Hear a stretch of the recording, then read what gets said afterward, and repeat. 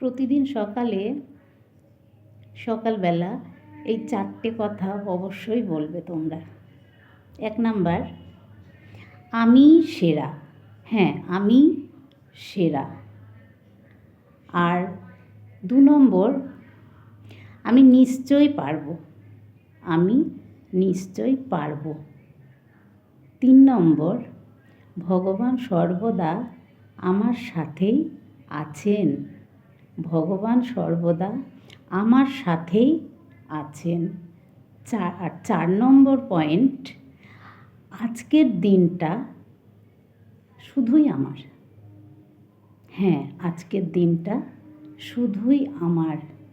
বন্ধুরা, এই 4টে কথা অবশ্যই তোমরা সকালবেলায় প্রত্যেকদিন মনে বলবে। রাখছি।